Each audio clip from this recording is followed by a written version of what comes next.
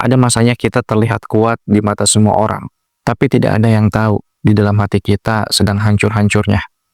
Kita terbiasa bilang nggak apa-apa, bahkan saat semuanya terasa salah. Kita belajar menahan agar tidak membebani siapa-siapa. Tapi kuat itu bukan berarti tidak boleh lemah. Kuat bukan berarti tidak pernah butuh sandaran. Kadang kita terlalu sibuk menjadi penenang, sampai lupa kita juga punya hak untuk ditenangkan.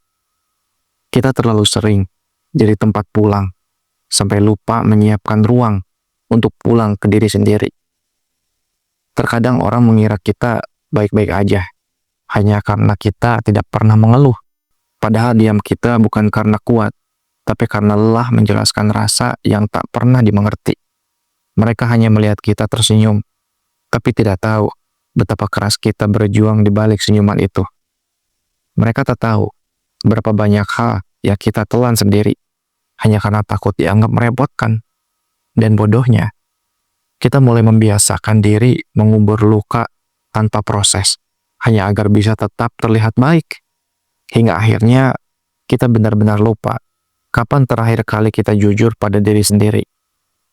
Menjadi kuat itu baik, tapi berpura-pura kuat setiap saat hanya akan membunuh pelan-pelan.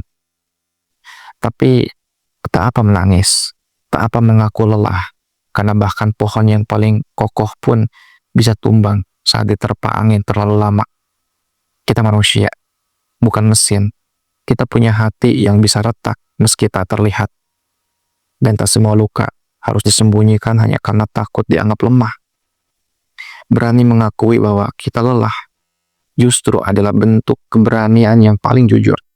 Kalau kamu terus-terusan menanggung semuanya sendiri, kapan kamu akan merasa hidup kamu milikmu?